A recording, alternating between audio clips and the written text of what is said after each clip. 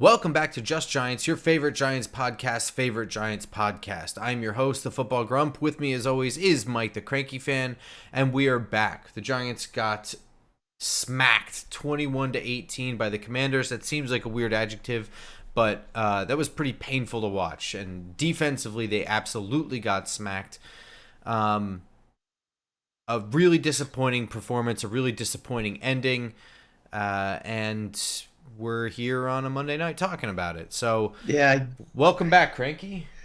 miserable weekend. And you know something, Giant fans, Sunday wasn't as bad as Saturday for me. And I don't even want to talk about Saturday. So I know you don't want to hear about it. I don't want to talk about it. But, you know, Grump, did you watch Succession, the show on HBO? Nope.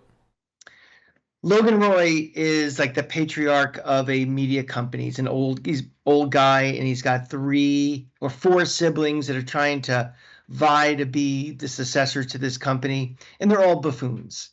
And he sits them down, like one of the last episodes in the show. He's like, "I love you all, but you are not serious. You are not serious people." And that's really what I feel about this franchise right now. I love the New York Football Giants. I've had for 40 plus years. You and I will keep going to games every week. I root for them, but this is just not a serious organization and not a serious football team. And it's every week just seems to confirm that a little more and a little more. And the events leading up to this game yesterday and what happened in this game just validate that we are just not a very serious football team. And until we're going to be the joke in this league and one of the worst teams in the league. It's really frustrating because I found this to be a much more tolerable performance. Overall, there's the bad was super bad. We just decided to flip it to the other side of the field. I thought the offense performed like what looked like an actual NFL offense. I think the defense looked pathetic. But in the slowest, most painful way ever. We just the classic definition of losers lose. You know, we fumble in the red zone, penalty to extended drive. You know, everybody saw the stat. This is the first team ever to, score 3 touchdowns, not give up a touchdown and lose. That's, I mean, if you tried that 4 million more times, that may not happen ever again in NFL history. We found a way, and just. I'm starting to get speechless at this point.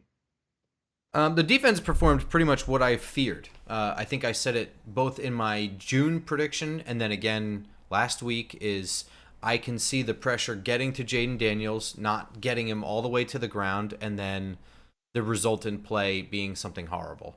And that's kind of some of what the problem was, but I would say it was all around tackling. There's a lot of bad run defense that can be talked about in this whole performance, but despite the gashes up the middle, I do think that if every initial contact was a tackle, this probably is a win. The Giants defense did clamp down in the red zone, but this was shitty tackling, and this is bad run defense. Did they really clamp down in the end zone, or was it just Washington is just as bad as we are and self-exploded, in the red zone almost? Did they have a penalty almost every time they were in the red zone to cost them 5 yards or 10 yards to, make it more difficult for them?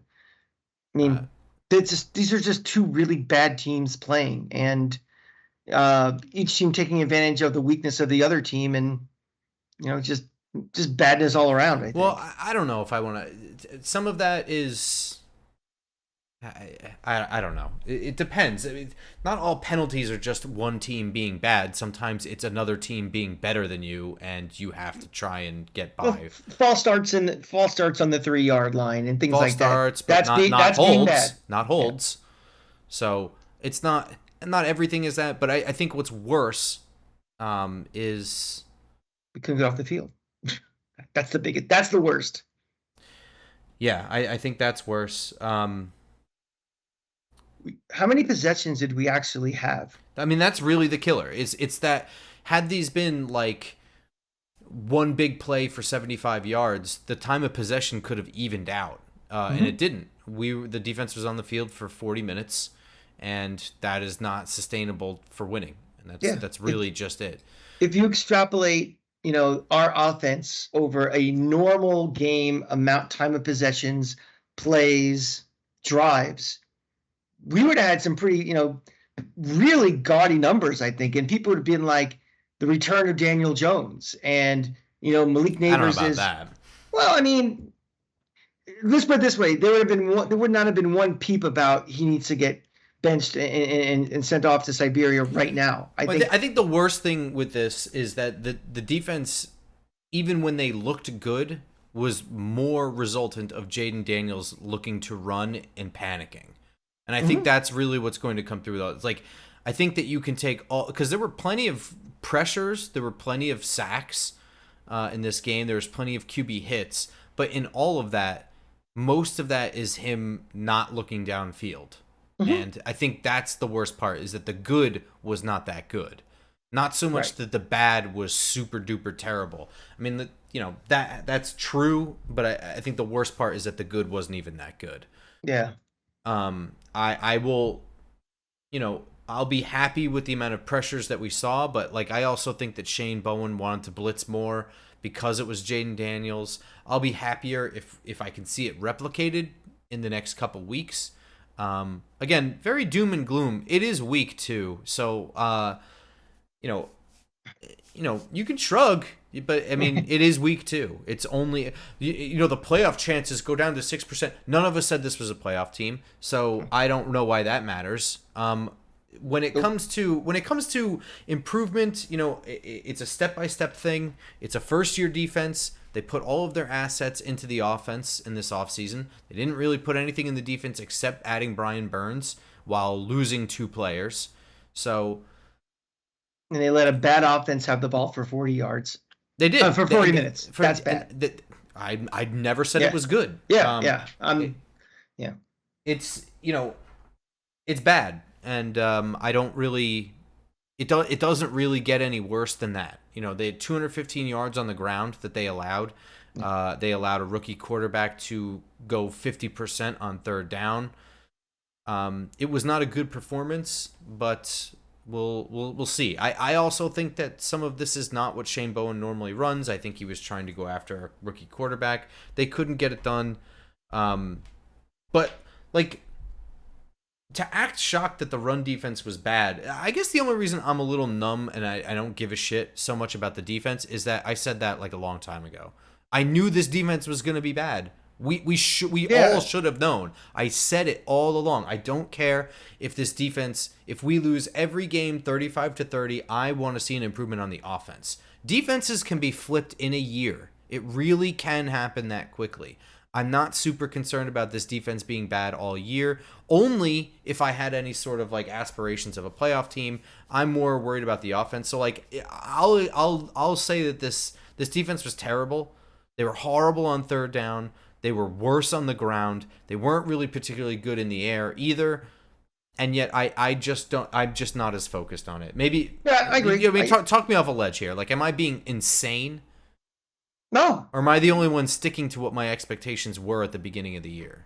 You know what my expectations were in the beginning of the year? Yeah, I'm just it's so painful when it plays out in front of you. You can talk yourself all off season of, well, we don't expect to be a playoff team. We don't have this and that. But when it smacks you in the face and the ways we find to lose. Yeah. I mean, it's just everything is just like, how many times in the last 10 years is there a critical third down pass that's right through somebody's hands? If it's Evan Ingram, if it's, Darius Slayton, and now even Nabers yesterday. It's just like we find ways to lose. We have been so entrenched in losers lose, and that's the stuff that just makes it so aggravating. It's like, I mean, listen, I really am numb. It doesn't sound like it. You sound more pissed than I do. I'm just pissed because I'm going through it. I mean, I'm never going to accept it. It's just, I'm not at all. There's no surprise in my voice. There's just, I don't know. I guess I don't know. There it is. I'm so not shocked by that. I also think that, we'll get into the whole game, but like I think if the Giants win this game, if they end up, you know, I just don't know. Like as bad as the defense was, I think if the Giants score a fourth quarter touchdown to go ahead and win the game, I think the conversation is more about how much better the offense looks from the people who want to be optimistic, and the people who want to be pessimistic, they'll just say that it's just Washington, which is fair. That's a very fair thing to say. Washington is terrible. Don't get too excited about this. But I just don't think the defense becomes the story if that's the scenario. It's not what happened. Yeah, I think honestly, I don't think that's the biggest story of this game.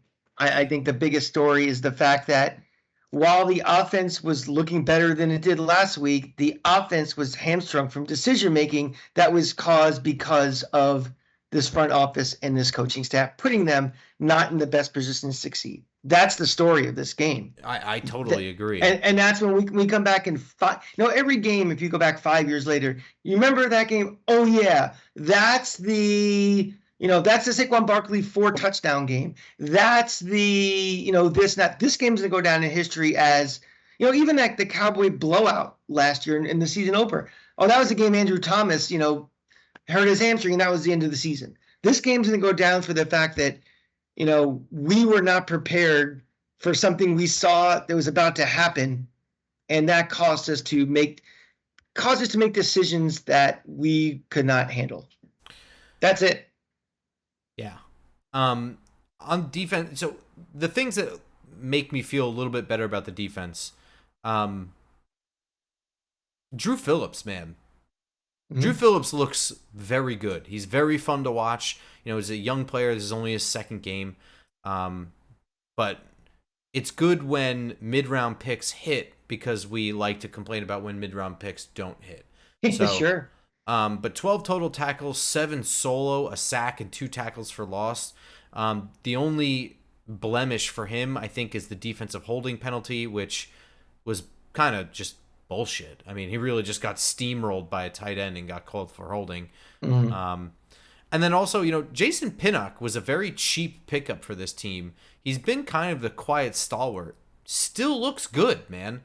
9 total tackles, 8 solo, 2 sacks. He also ran down a touchdown, a sure touchdown. They didn't allow a touchdown the whole game. This is the big story, is that they gave up, 5 field goals, 7 field goals? Seven field goals. There was a breakaway run that he came from out of nowhere, sprinted him down, and made the tackle. I mean, this team silly little things. But this team may be bad. This team may be suffering from lack of talent. This team, I've never felt has quit. I don't even want to hear that. Dude, it's week 2. I'm just talking about in general, like guys making plays. Like, you can never say this team is bad because they don't give maximum effort. And I even last year and even everything, I think this team that's important because, something. Yes, I don't know of any team ever in the history of sports that gave up after 2 games. Well, yeah, I'm going to show you some clips of the Florida-Miami game 2 weeks ago in week 1 when people were quitting. So that does happen. No, come on. Okay, after this we'll do a we so won't. Show. We will not do a Florida show. I'm telling you. If you're a team of losers and you're a team of guys that just, are paychecking it, you will see loafing. Are you out on Shane Bowen in any capacity from 2 weeks of football? It's 2 weeks of football. Thank you. Okay. I mean, come on. What are we doing? No, I mean, I haven't seen it floating around. I'm just saying. I truly, honestly do feel, I know I said this was my summer thing and I've been saying it, whatever. I really, honestly, truly think that this is an offense-led league. And I think that if there is a team that in a big market that has contracts to give out and they're in an offense that scores good points, has an offensive head coach, defensive players will sign there. They'll sign up to go play for an offensive team because that's what wins games, and they want to win. And then when you're not in a position to be shopping in the bargain bins either, you'll get better players too. That's what I mean. So yeah, I think if you feel comfortable with the scheme, if you feel comfortable with the coaching techniques, the coaching philosophy, then I'm just not super worried about the fact that this defense might stink the whole year. We knew that defensive tackle was going to be a weakness next to Dexter Lawrence. We knew that cornerback 2 was going to be a weakness opposite of Deontay Banks. And we Yeah. knew that starting safety was going to be a problem with Jason Pinnock and a rookie back there. Like, we knew all of these things. I am not going to suddenly get so mad that I am ready to fire the whole staff because things happened in a very predictable fashion. Oh, So not at all. Not at all. I'm with you all the way. I mean, again, it is, on the other hand, really tough to watch a bad defense. sure. It's just it's a helpless feeling. It's kind of like in watching baseball, watching your pitcher walk the bases loaded. There's nothing you can do about it. It just keeps happening and happening and happening. So yeah. On the flip side of the ball, the offense looked like a competent regular NFL offense. And contrary to some things I saw on Twitter, they were not in max protect on every passing play. That is not true. Only on like 9 passing plays or something like that were they in max protect. More important to me than that was the passing plays looked like NFL concepts. DJ wasn't panicking when one pressure came through. He stayed cool in the pocket. And most important for me, this looked like a real NFL running game. And Yeah. I still think that Washington's defensive front is not bad. So just moving people and creating I don't even, lanes is an understatement as far as room to run for Devin Singletary in this game. If you came from planet Mars and you landed and this is your first NFL game and did not know the history of Daniel Jones, you would be like, that's just an offense. They're just, doing their thing. They just weren't on the field long enough to really, do much of anything. And that's the way I kind of felt like this. It's like, if you didn't know that Daniel Jones had the miserable week 1 or threw the pick 6 in the preseason or has been hurt 3, season-ending injuries and fumbled in his rookie year and, chipped his tooth when he was 12 years old, you just think, oh, this is an interesting football game to watch. I like the colors of both teams. You'd be like, the offense was just, it's not great, but not horrible. I think the offense looked fine. I think the offense looked good. DJ looked fine. And what I mean by that is that he looked like, he still missed a couple of open receivers he just was not seeing and was forcing things into tighter windows.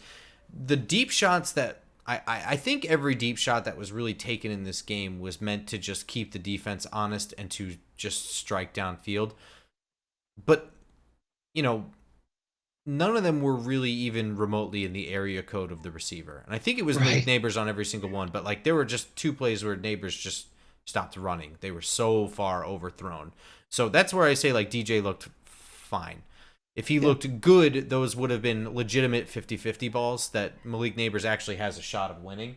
Mm-hmm. And that's something Eli Manning would have done. It's something good quarterbacks do. They give their receivers a chance. Yeah. Overthrowing them is just keeping the defense honest. And I think what we did was good here. We did an honest evaluation of Daniel Jones without kind of putting it into, well, what does it mean about re-signing him talk? It's just like, let's analyze this season on a week-to-week basis, and let's see, are we seeing constant improvement? Because that's one of these markers. Really, we're thinking about the coaching staff more than we are the individual players. Are we starting to see an identity of what this offense wants to be? Are we seeing better execution? Are we seeing things that, from week 1 to 2, 2 to 3, 3 to 9 says, okay, this offense is getting better. And, I think they passed that little marker this week. Yeah, I'd have to agree. Like, at this point, we are resigned to the fact that DJ is not the quarterback of the future for this team. We know that. We feel comfortable saying that. We think that the coaching staff and the front office think that. We're pretty confident in that. So what you look for in an offense now is, what does the Brian Daboll offense look like with a okay quarterback or whatever, with the running back that fits the system better, where he's not the highlight of the offense but he's a very good running back. You have the highlight of the offense is a number 1 wide receiver. What does that look like on this team? what does a bunch of veteran offensive linemen look like for this offense? That's what you look for. And it sings to the tune of 16 of 28 for 178 yards to the air and 2 touchdowns on only 20 minutes of time of possession, 5 carries for 32 yards for the quarterback, and then 16 carries for 95 yards for the running back. That's a competent NFL offense right there. In limited possessions, a limited plays. I think it's 5 possessions for 20 minutes. 5 possessions. That's amazing. I think. And on one of those was a fumble. Now, normally you'd be like, fumble bad, but like there are some times that fumbles are inexcusable. There are some times that they are just really good defensive plays. And in that play, he actually has like 2 hands on the ball. It gets literally punched out from a guy from behind him. So, it's an excusable fumble in a time where you really just didn't need it to happen. An inexcusable fumble, see last year's Monday Night Football game against the Green Bay Packers, in which the Giants have a lead. Saquon Barkley takes the ball way up into Packers territory, drops the ball and falls on the ground, then doesn't do anything to go after it and allows it to be returned to the Giants like 20-yard line, where then you now have to put the ball in Tommy DeVito's hands to win you the game. So thank you very much, Tommy DeVito, for covering up our star running back's big mistake. That is an inexcusable fumble. Ironic in real time as Saquon Barkley just scored. That's pretty amazing. Well, they're actually gonna call it back because he was down before he crossed the line. Well, there you go, just like before. I'm just saying. So the one fumble I can't even get too mad at. You never want to fumble. It's never okay to fumble, but there are some times where you just go, "Aw, shucks." It's not again, this is where I'm beyond being mad. It's like, that's just us being losers. I guess so. First drive, nice drive. And this is like, I was running through the airport trying to get to somewhere I can watch the phone, and I lost my Wi-Fi for a couple of minutes. I came back. I'm like, why do they have the ball? What happened? Fucking fumbled, really? Yeah. And it stinks too, because I think it was Art Stapleton. Somebody on the beat said this. Might have been Dan Duggan. I don't remember. But they really did have everything set up the way they wanted. They scored right before the half. They start the second half. They have a great drive going, and then they fumble. Really, they had crossed midfield. I think they were around the 30 when he fumbled. It's a bummer. But, again, it was not an inexcusable, easy fumble. It was just, sometimes it's a good defensive play, and that's what it was. Devin Singletary, if not for that fumble, gets a star for me in this game. Seriously. In a game which I don't think anyone deserves stars. This was very, very close. It's interesting. I was going to give somebody else a star, and I revoked it because of a mistake. Yeah, that's fine. I like I said, nobody... Similar situation. Yeah, go ahead. Nobody gets any stars, but that's the honorable mention for me. Number 1 is Devin Singletary. Not only 16 carries for 95 yards, where he's averaging nearly 6 yards per carry. It was the manner in which he did it. You know what I mean? Like, you could see him jump cut 2 gaps and hit a hole. Like, the vision is outstanding. The north and south burst is outstanding. The open field moves, the moves where you want them to happen in the open field and at the second level are still good. They're not 3 yards behind the line of scrimmage and reversing field, and then now we're 6 yards behind the line of scrimmage. Just gets north and south, hits the hole. He knows what he's doing. He hits it quick, and he just needs to hold on to the ball in that scenario. My star revoked goes to Malik Nabers. 10 catches, 127 yards. Not bad, man. And looking like a bona fide number 1 receiver. A guy that he kind of reminds me right now of a cross between the reliability of a Sterling Shepard and the big play explosiveness of a Beckham, where, when it's a third and something, he's wide open. If he makes a reception, he makes a little spin move and makes something out of nothing. He does all of those things, and I'm really, really excited about him. But something? Catch the fucking ball, the most important part of the game. And that drop, you lose the star. I'm sorry. No. I'm right there with you. He's another honorable mention for me. He looks very good, and I like the way Dable schemed him a lot in this game. They had him cut underneath on a critical third down. DJ was able to find him while scrambling.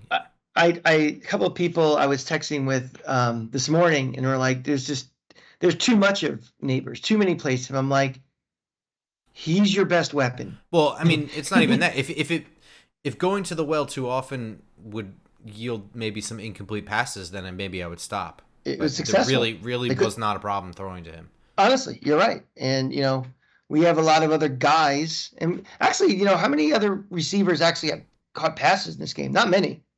Slayton and Wandale definitely. I don't know off the top of my head. Hyatt didn't. No, I didn't. Yeah. So going to the well, I mean, it was working, and you're seeing, even the leap from last week to this week. Just him, he's going to be. I think we have any predictions about how many yards and stuff he'd have before the season started? No. But I think he's going to be up there in giant, most receiving yards by a giant receiver for a rookie. I think that record might be very close to being in danger with him, I think, this year. Yeah. I mean, I think the only one that you could really say would be comparable would be Beckham, but he's already playing with two hands behind his back because he missed the first 6 weeks or 4 weeks, and that was only a 16-week season too. So that's true too. That's correct. Yeah, I really impressed with Nabers in a lot of different ways. You mentioned the one cut yak, which pretty much means that he is one-on-one unguardable, because if he does get the catch and it's cover zero, you better hope that your corner makes the tackle, because that little spin he did it at least twice. Yeah. It was. I was wow. I was really impressed on a fourth down throw to him where he really had to accept. First of all, referee should have blown the whistle long before he did on that play. Makes the catch, fights to get the first down, and then is like holding the ball forward. He knew exactly where he needed to go, what he needed to do, all that stuff. Just an impressive guy. The most critical thing was the fourth down drop. I think at this point in his very young career, this is something we're going to see from him a little bit. Is a little bit of dropsies.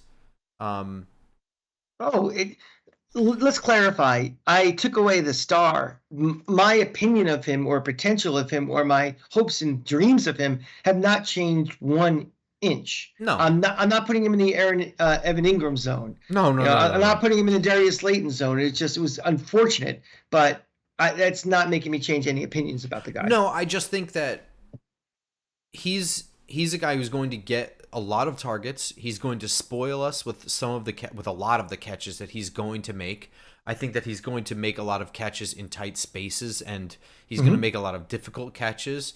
And I think that his reliability and his impact on the game and the offense this year, eventually, I think, occasionally throughout this year, he's going to have drops on plays that are easy catches for him, because he is just doing a lot for a very young kid that, as good as he is, still has a lot of things to learn, right?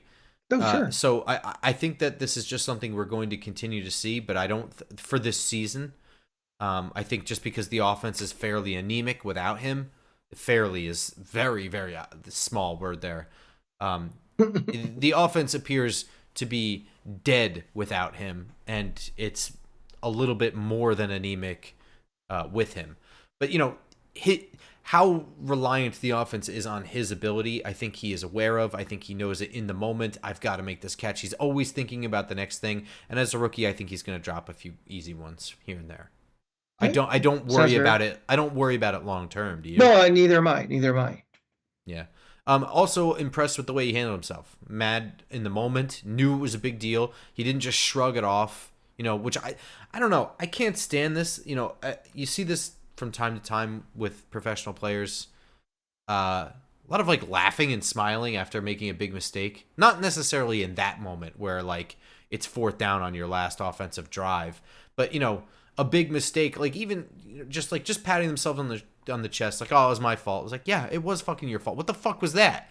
Be a little bit more mad about it, please. He was pissed, but was composed at his locker, and it didn't carry over into an emotional. Composed pissed is something that guys like Jerry Rice used to have. It's a hard trait to have, and it's very, very, very rare with a rookie. So. Yeah, I mean, I don't really know how this is going to be a bad comparison, but you didn't get Cam Newton after the Super Bowl. at his locker. You know what I mean? He wasn't wallowing in it. He Well, just took accountability. he's not a bitch like Cam Newton either. Exactly. I mean, that's But you also didn't get him not giving a shit when it happened. He definitely cares. So sure. I'm not worried about Malik Nabers in the slightest. Not in the least. I like the offensive game plan this week. This looked like what I was asking for. Like, at this point, the Giants need to lean on the run. And I think that they leaned on the run and they let the zone read and the play action off of it dictate the passing game. And I think that it looked like an NFL offense. I think it did two things. I think it was an offense that would be successful against this defense. And I think more importantly for this team, we have to rebuild Daniel Jones. And I think this was a game plan that could make him very successful. It can give him, easier chances to have completions. And we got to start with the basics. Can you complete a basic pass? Can you complete a little out? Can you complete an 8-yard pass? And he was pretty successful in that today. And I think before we're going to start worrying about, what Daniel Jones can do, can he win a game for us? Can he do this? And that's like, can we get back to the basics and stop seeing ghosts? And I think that this was a good first step in that. So, we can't have any more games in a row like we saw in week 1 because he's not going to be the starting quarterback on this team anymore. He won't be in the league anymore. But I think that was a good job of adjusting to the conditions on the ground with Daniel Jones between the ears. And I think that's going to help him. Yeah, I mean, also, again, I will reiterate, you can say whatever you want about Washington's roster. I still think that front seven's pretty talented.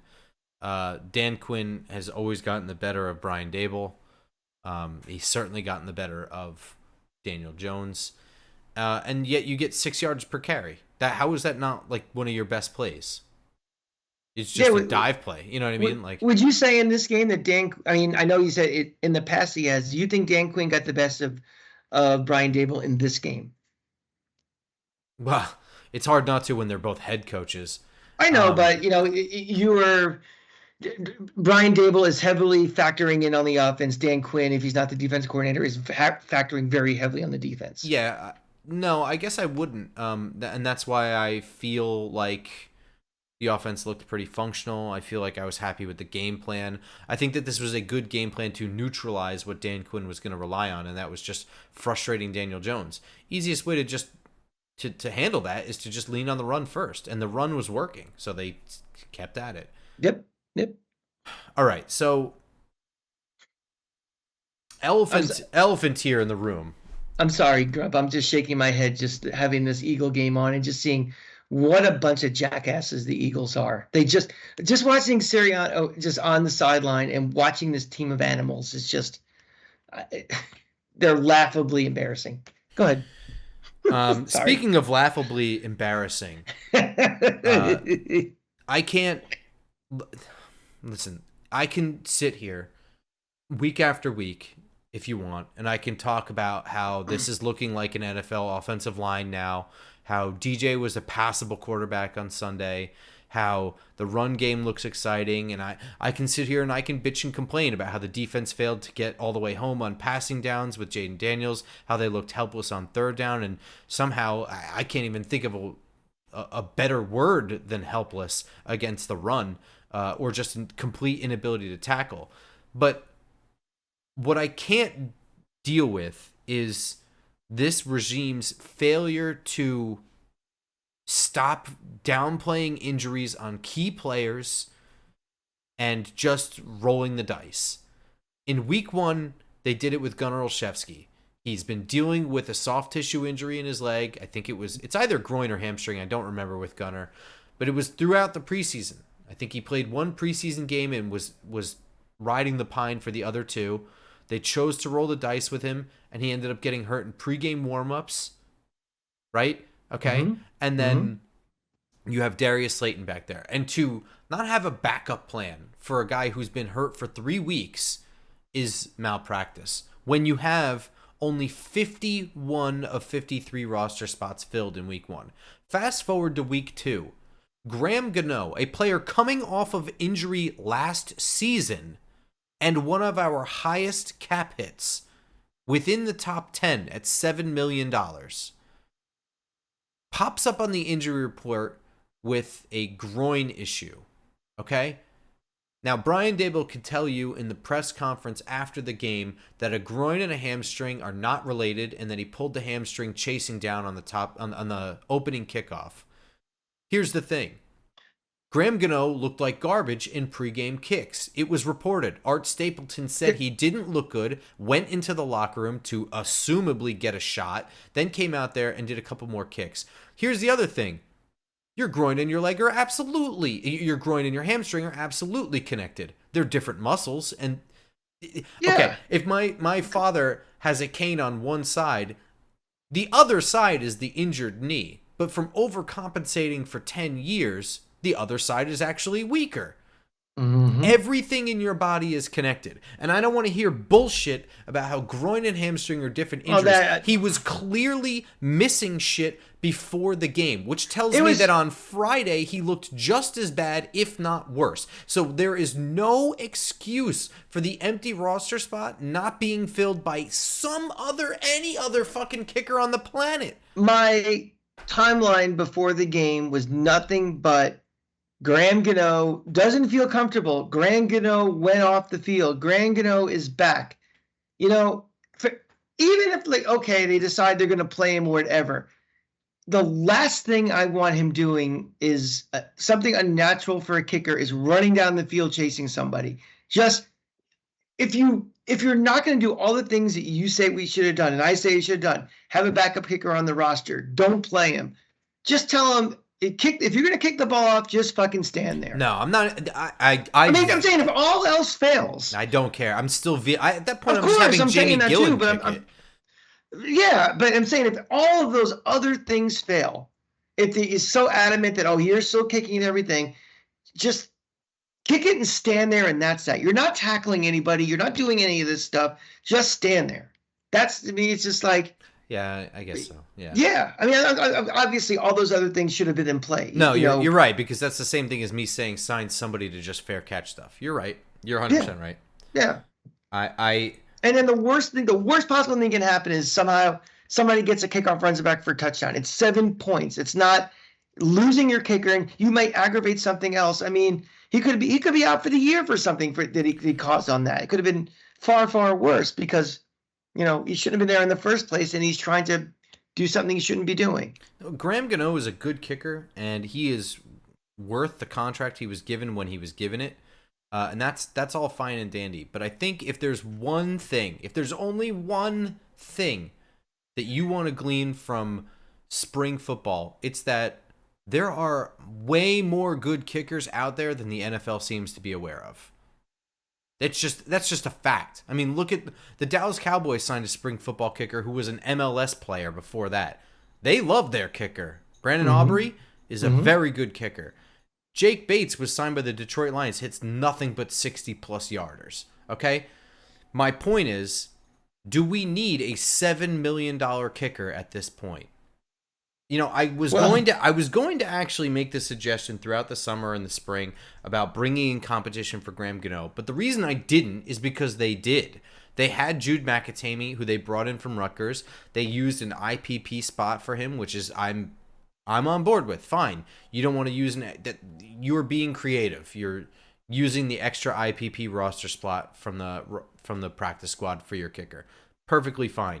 If there was any IPP reason why, this not filling roster spots thing, this is what's pissing me off. And this, to me, is bigger than the offense looking slightly better. It's bigger than the defense looking like garbage. It's bigger than we lost to the worst team in the league. It's bigger than doesn't matter that we looked good. It was the worst team in the league. None of that shit matters to me because it's so this moment.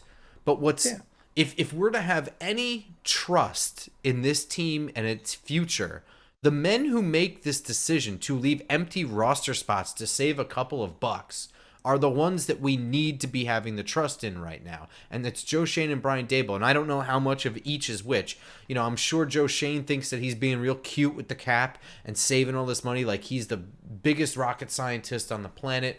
Meanwhile, all he's really done is weaken the roster, and I don't know how much of it is Brian Daboll saying, nah, Graham Gano's okay. No, it's okay. We're going to be fine. He's fine.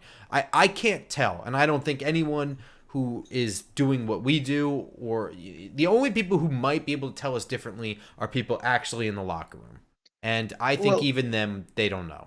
Well, two things. Go back for a second about should we really be spending $7 million on a kicker?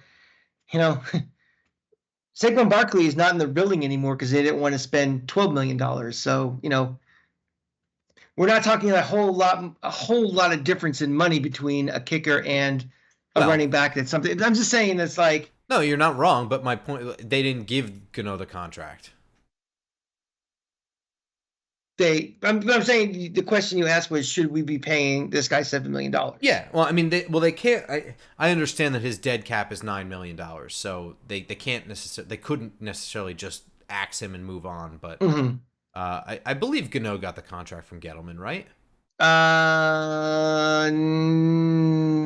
Don't think so. I don't think this is the third year of the same contract. I think. I don't remember. I don't remember. From Shane? It's very close. I actually don't remember either. I don't either.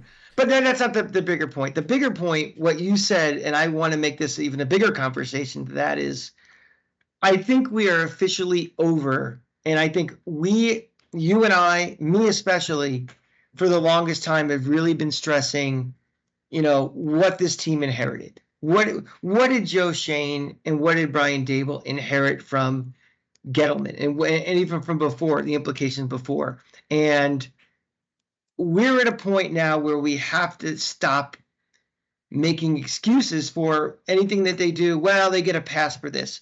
We have to really start doing our evaluation phase of Joe Schoen, the general manager. More so, I think, even than, Brian Daboll, the coach. And it's moves like this and little things like that, this lack of attention to detail, this kind of like, flipping and flopping, worrying about the 53rd guy on the roster and keeping him and not seeing the big picture. It's what exactly are we doing? And I am starting to get very frustrated. I'm sounds it in your voice as well. It's are we a serious organization? I go back to my beginning quote in the beginning, and things like this that happened repeatedly over and over again don't make me feel like we're a serious organization. And these guys are, thinking of everything. And maybe they're trying to think of everything, but they're missing the big picture for things. But we're going to be in year 3. This is going to be a disaster season. You're not going to see the improvement win-loss that you want to by the 3rd year. So you have to start looking at everything that this team is doing and everything that this general manager and this front office and this head coach and this coaching staff is doing. And at some point, it's like, are these the guys? And that's not me saying fire anybody, but I'm allowed to start questioning and really starting to have, if not the red flag, not the super hurricane flag, the tropical storm flag starting to raise. Well, that's what I'm saying all along. Like, I don't, we can talk about the defense or the offense or any of that stuff, but these are the guys who hold the keys to the future, and they're the ones making these idiotic things. Now, it has been pointed out several times that the lack of a kicker did not mathematically mean they lost this game. Like, having a kicker did not mathematically put them ahead. That's sort of irrelevant. You know what I mean? It's sort of irrelevant. And also, bottom line, but before you go out though, but I will counter though that this team is not very good on the field, and they need kickers if they're going to win points. games. If they're going to win games, they need their coaching staff to give that extra. They need the edge with coaching and things and scheme and stuff where they're lacking in talent and in depth. You can't have coaching deter what they're trying to do. Yeah. Make it even harder. Yeah, and this is the situation, is it made it harder, not giving them an advantage to make up for a deficiency in the offensive line or quarterback or anything. That's the problem. And when the coaching staff starts to do that and a general manager starts to do that, that's when you have to start wondering, are these the right guys? Yeah. I don't want to make this a big thing, but I am, as much as I am bitching about Joe Shane and Brian Daboll, and I think I put more of this on Shane than Daboll. I really do. Because I do think that from a game plan standpoint, this looked like a ready offense, and that seems to be where Brian Daboll's putting his efforts. Mm-hmm. I'm sick of these like random benchmarks. It's year 6 of Daniel. It's year 3 of this. No one wants to look at context, and it's really frustrating. Like year 1 of this regime was such a fuck it year, and they didn't really get a good start. And it is not at this point. It's not news to say that they just bought into themselves, and in year 2 did not really use year 2 the way you would use year 2. We know this. So continuing to say, well, it's year 3, as if we don't already know that they didn't do year 2 the way you do a year 2, and year 1 didn't feel like a correct year 1 because you had such a shit. And I'm not trying to make excuses. It's just, it's silly to repeat a thing that we know. It, like, I don't know. Do you know what I'm saying? It's like, no. It's like, keep explaining. You really not know what I'm saying? No. It's like talking out of both sides of your mouth. Like, we know that we didn't accurately use year 2 correctly, but we're still saying by year 3 we should be this. Well, yeah, if we didn't already know that they didn't use year 2 correctly. They bought into their own hype. They did not address big issues with the team, and they really thought that they could outsmart, and they were further along than they really were. They misevaluated year 2. So we know that. And yet we still are holding them to this 3-year standard of what year 3 should look like. Does that make any sense?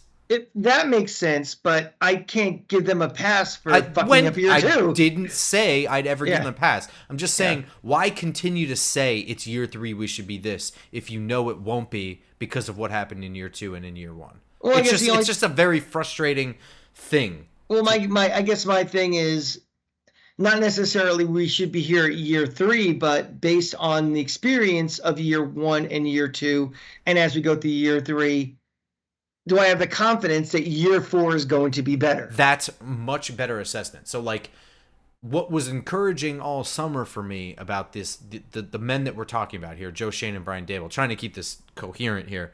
What's been encouraging is that I knew that year 1 they were kind of operating like, fuck it, chuck it, right? Like, they got here, they have a bunch of pieces they probably don't want. Brian Daboll coached at a sheer meritocracy. You know, Darius Slayton sitting the first 3 weeks and earning his way onto the field, and Joe Shane trying his best to Hail Mary a draft with a department he didn't know anything about and had issues and was outdated as fuck. Okay, that's hamstrung. Year 2, they handled it like shit. But did they learn from that mistake? And I see year 3, they invest in veteran offensive linemen. They realize that the offensive line has to change, whether you switch the quarterback or not. They were willing to switch out the quarterback. They were willing to trade up, but you still need a veteran offensive line to help a young quarterback. See Bryce Young, see David Carr.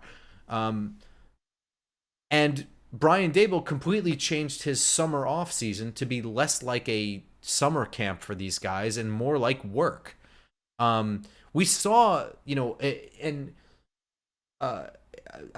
emphasis on throwing the ball downfield all summer. Like, that to me signaled we are learning from our mistakes. And these last 2 weeks with the roster mismanagement is a total outlier from the rest of that. Like, we just continue to just downplay these injuries. And I am like the least special teams is important guy. But if there are 4 important special teams player, it's kicker, punter, holder, and returner.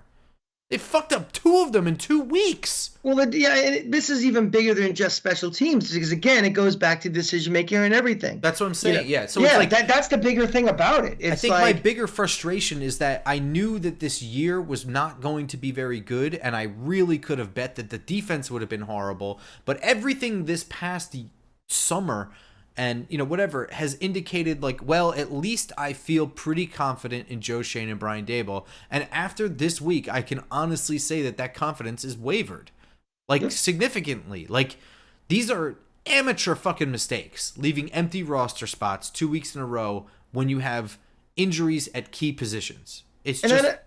And I don't want to hear, well, Joe Shane's a first-time GM or Brian Daboll's a first-time coach. That's a really, really fair argument if you would learn from your mistake. They did this shit last year once before with Graham Gano. They've done it now 2 weeks in a row this week. That's just not learning. They're also in year 3. This is they're not going through the manual of how to be a GM in your first year. This is your 3rd year. Yeah. So that doesn't hold water for me either. All right, so at 0-2, the statistics show that they are not making the playoffs at this point unless you are the 07 or 11 Giants, which this team is neither. Yeah, true. That being said, this season is technically almost a loss. I mean, I guess it's not technically. Mathematically, it's not going to be a wash until November or something like that. But at what point do you consider benching Daniel Jones, knowing that if he gets hurt, you are hemorrhaging cap money next year because of his injury clause? Well, something? I look at it a lot differently than an owner would. An owner is like worried about, am I going to have 25,000 people in my stadium? An owner has a lot more pride than I do. If it was up to me personally, I think you do it sooner than later. I think once you make the organizational decision that you are tanking and you are moving on from Daniel Jones, 100% you are drafting a quarterback next year. Whether you're going to, get the first pick or you're going to trade up or free agent, however it's going to be, you are moving on from him. And this team is 0-4 or 0-3. I think you just sit him. And that's the end of it. I mean, there's no point in playing him. If anything, because of who we have behind him, playing him probably hurts your overall goal of putting yourself in the best position to get the future. Well, let me ask you this: how big of a difference is it from Daniel Jones to Drew Lock or Tommy DeVito in your eyes? I think it's a pretty big difference. It's a pretty big drop. I agree, and I think a big part of that is the legitimacy of Daniel Jones' running ability. Even coming off the ACL and not looking as blazing fast as he looked prior to the injury, I think that he is still a real threat to run, whereas Drew Lock and Tommy DeVito are merely capable of escaping. Drew Lock has been in this league for how many years now? Long enough that 4? I think it's been more than that, hasn't it been? Whatever it is, he is not a starting quarterback in this league. He never has been. He never will be. Tommy DeVito, I don't even think it's 50-50 if ever be a backup quarterback in this league. Yeah.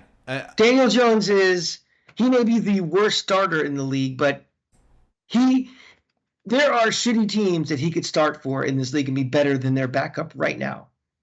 Yeah. And that's the difference for me. And also, if you just play Drew Lock, and he's just really shitty, who cares? And if he gets hurt, who cares? Well, I have news for you. Drew Lock is pretty shitty. He's very shitty. I mean, people completely forget. Remember there was before that preseason game, people were excited, oh, here's Drew Lock, and he threw that horrible pick, and it was just like, oh, yeah. That conversation is over about him competing to be this, if they ever want to have a competition with him and Daniel Jones. Because, he's not a starting quarterback. He's not good. He's awful. So you're saying 4 or 5 games? Max. Yeah. And I think, Did they have to lose all those games, or do you just yank them anyway? I think the more they lose, the faster you yank them. And this team, if this goes to 0-3 and 0-4, I yank them. First of all, they're 0-4. They're not doing anything anyway with him. It's not like it's not like you're, sabotaging something or potential for anything. This team's 0-4. 0-4. They're done. What's the point? Yeah, 0-4 puts them as losses to Cleveland and then Dallas on Thursday night on a short week. I think I could graffiti that Dallas loss somewhere. I almost think I also think you maybe do it before the Dallas game because there's a very legitimate chance that Micah Parsons will kill him. He could get hurt. Yeah. I mean, to me, I guess the logical thing would be after week 4, because then isn't there a bye week after the Dallas game? No. I don't have the schedule in front of me. It's not a bye week. It's just a really long week. Okay, so you have a long enough time where you can then prep Drew Lock to play going forward. Or if I think that's sort of the argument people are making is that you have like 10 days to get somebody in there. But, well, here's a scenario, though. So I just watched Cleveland get annihilated by Dallas week 1, and then Dallas gets annihilated week 2 by New Orleans, and I really honestly can't tell if Cleveland had a bounce back week or if Jacksonville just fucking sucks. Because that was Jacksonville's performance against Cleveland looked like the Giants' performance week 1. It was very bad. Mm-hmm. On across the board, all 3 phases of the game looked just vomit-inducing. Let's just say they beat Cleveland. Now you have again, you're 1-2 with the second loss to Washington being one where you can kind of chalk it up to be like, why the fuck didn't we have a kicker on this roster? A little bit. Or, maybe the defense needed 3 weeks to come around which is, by the way, not an uncommon thing for new defenses and new schemes, needing several weeks to get their shit together. I don't know. I'm ready to bench Daniel Jones when he, A, either starts taking a shitload of hits, B, this team hasn't won a game in 6 weeks, or C, it is apparent that this team is not getting any better. Like, the offense is not continuing to get better week to week. Like, this shit is... Like, I need actual evidence. I don't want just numbers. I don't want losses. No, I don't want hypotheticals. I want to know... Like, if Daniel Jones is not getting hit and this offensive line is protecting him, it feels stupid. Or if you find yourself in a tank race... I think I am pretty positive that they are having conversations regularly about Daniel Jones. I think Shane and Dable and anybody who else is involved, Kafka, whoever it is, about what is the future looking like. What do we think about him? And I don't think it's any benchmark of wins, how many wins, No. how many losses in a row, how many of any of that stuff. I just think it's, guys, are we moving on from him? Yes or no? And at some point, they're going to be like, we're moving on from him. Well, I mean... And as soon as that decision's made, I think you make the decision immediately. You don't think that decision's already been made? You don't think they're moving on from him? I don't think they're 100%. I think 95% they are. I don't think it's 100%. Because I think if they decide they're moving on from him, they probably would have benched him already, to be very honest, after that first game. Why? After that first game, just seeing how terrible he was, and they're like, well, forget it. I don't know, man. I think there is a 0% chance they are not moving on from him. They already almost moved. They would have moved on from him already had the circumstances allowed. Well, if they really, really, really wanted to if they really, really, really wanted to move on to him, they would have made a deal with New England. They would have made them an offer New England couldn't refuse. If they really, really wanted to move on from him. They kind of wanted to. And they were trying to get it on their terms. They were financially stuck with him this year. There was That's fine. Then he starts 1 or 2 games with the rookie, and then you do what Eli and Daniel Jones was 6 years ago. Yeah, but I don't know, man. You have a quarterback. That's making an offer you can't refuse and paying someone over $20 million. That's that's a huge gamble. I don't know that I agree with you about that. Well, I mean, the financials wouldn't be that terrible this year because you're most likely to be trading future draft picks for it. So you can make it work financially this year. I don't know how that makes any sense. How does that make any sense? You said for financials. I mean, you said How does trading future picks save you money? Well, because if you're talking for this year's cap, you said for financials this year, paying someone $40 million, you're paying them $40 million regardless. You could certainly make it work if you traded for him and, traded, I don't know, whatever that grandfather deal would have been, you could have done it and had it backloaded with future picks so you could make it work for this year. I'm not following. I just don't understand how that financially works for this year. Trading future picks saves no money. Because how much is it going to cost? I mean, what's the difference in how much you paid a quarterback at 2 versus a draft pick at 6? It's not busting any cap. No, but yeah, all right. So what I'm saying is the deal they're going to make if they really wanted to make the deal work, it would have been involving future picks. That's what have made it the sweetener for. Yeah, but what I'm saying, that's a huge. That's a lot of investment into what you have. $20 million there, plus everything that you're trading away, This is my whole point: is that they didn't like Drake May enough, and they didn't want to move off him that much to say we have to do what it takes to get him. Yeah. That's my point. Yeah, I think it would have been almost a fireable offense to give up what they would have needed to. I agree. I'm glad they did. But I think it's only because of the finances. Like if Daniel Jones didn't have a higher dead cap hit than he had cap hit, and you were going to just be okay with cutting him, why would you cut him? You would just keep on the roster one more year, and then this year you get rid of him. Having him on the roster still is you have at the very minimum, you have a very good backup. You have a much better backup than you do right now. B, maybe you decide you want Daniel Jones to play for the first month before you make that transition over. You have options. You don't have to cut Daniel Jones this year. I'm just saying, when you have to trade away a bunch of future assets and use your first round pick to trade up to get a guy that is not going to play, plus pay the guy who is playing in his place over $20 million. Like, the amount of stuff they'd have to move up, we're not talking about Atlanta taking Michael Penix anymore. Like, this isn't just some, like... Agreed. Like, you'd have to give up so much stuff that they'd almost deserve to be fired just for doing it. All right, exactly. And that's... they didn't do it. So that... Yeah, but I think that's more circumstantial than it is wanting Daniel Jones on the roster.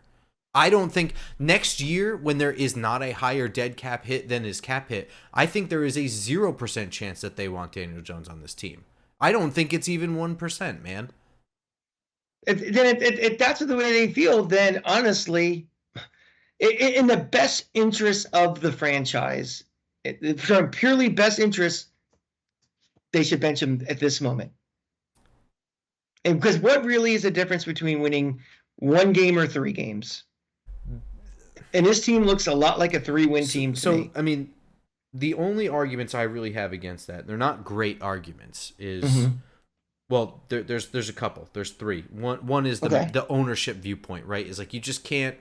It's so difficult to really just throw in the towel this early. That's the very first thing I said when we started this conversation. And it's the ownership viewpoint. It's just difficult to accept that this September. Like some people forgot football started. You know what I mean? Some wives don't know where their husbands have been the last 2 weeks. May not be a bad thing for some of us. The other thing is, like, how sure are you that this year's crop of quarterbacks yields anybody that you care about, that you are willing to give up already? You know what I mean? After 2 weeks, you're willing to just give up. Like, Quinn Ewers is hurt. Arch Manning is not eligible for this draft. So, like, you know what I mean? Like, it's a very early thing to have a guy or guys in mind. Like Cam Ward, it's been 2 weeks with him at Miami. He ain't been shit his whole career other than a promising looking guy. So it's very, very early for me to say, like, you need to like don't win for Quinn or whatever stupid shit. And then the third thing, I don't remember what it was, but it wasn't very good either. I mean, but also at this time last year, what's his name? Washington wasn't on anybody's board. So, players rise and fall throughout the next 5 months. Yeah, but he also wasn't one of the top 3 that went. Who's the second pick in the draft? You said Washington. That would be Michael Penix. No, I said Washington Commanders. Yeah. Jaden Daniels. I guess so. Jaden Daniels was not on anybody's. I remember when the seat getting ready, thinking about thinking of the Florida schedule this year. Okay, well LSU, don't know about their offense. We'll see about. He looked kind of spotty the year before. Then all of a sudden he exploded. It's like, oh, maybe he's really good. So I don't know. I think that the benching talk is early. It's premature for me. It's hard for me to get. Oh, I remember the third thing is if you're Brian Daboll, the coach, if you're Joe Schoen, the GM, you do want to see a little bit more evidence as to work you did put in for this team. You weren't able to fix or change the quarterback position, but they did a lot of work. And you want to see specifically the offense, what you have there. Well, this also has if you were to do this now, you have to have also 100% buy-in from your owner. Not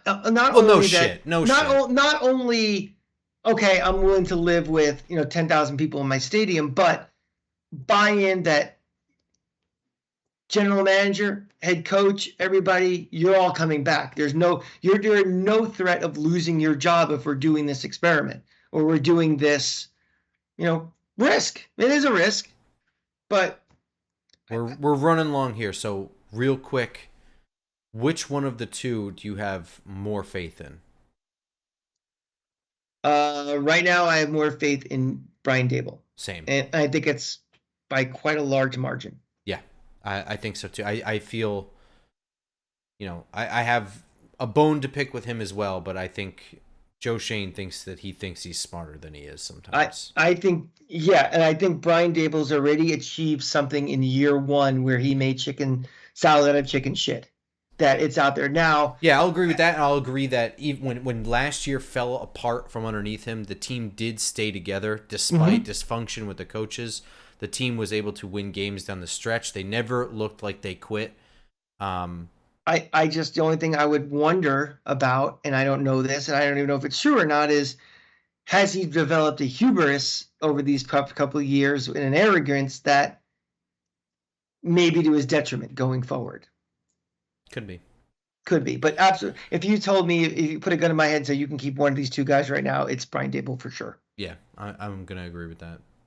Which is a shame because I've I'd like to see. I do think that the GM and coach marriage is something that is the best sustained success in the NFL. Yeah, when these guys come as a package deal and stuff, but and we have no evidence they're not working well together or anything, right? Yeah, no, I don't it's think just. So. I just think one person is currently so far in, however many months it's been, 30 months. One person has done a better job at his job than the other. Yeah, I would say also Brian Daboll's had a lot more experience of something closer to a head coach than Joe Schoen has had closer to a GM. Mm-hmm. I think being an assistant coach for as many years as Brian Daboll has is a lot closer to like being a head coach than being the assistant GM for a few years with Buffalo and like a scout. Mm-hmm. You know what I mean? So I don't know. It feels shitty because I would rather have told you, sat here today and just been like, the offense looked competent, the defense looked bad, they lost. It's a shame, but I could have told you it's going to be like this all year. But instead, we have plenty to say about the GM and the coach and their decisions going into this game, and that's a shame because that's the future right there. Like that is much more important than the 1 year fixes from year to year and seeing week to week improvement. Because the offense from week 1 to week 2, it's like night and day. And I know it's Washington and whatever, but still, it was like night and day. Bottom line, Grump, players play. Coaches, GMs, support staff, their job is to put you in the best positions to succeed. But at the end of the day, players have to play. And Sure. the players, I think you could see incremental improvement from last week to this week. The fact is that they were not put in the best positions to succeed is why I don't think this is a serious organization yet.